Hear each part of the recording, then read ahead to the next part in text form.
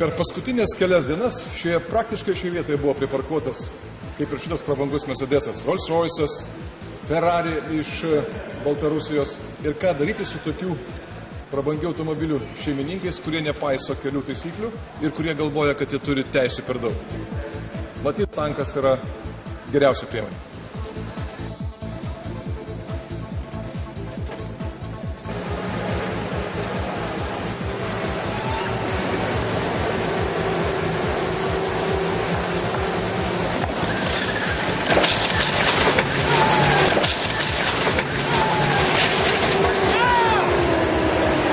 Jeigu automobilis parkuos blogai, bus o taip.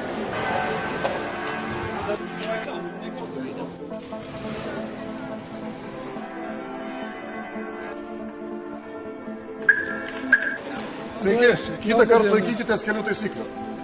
Pasistengsiu.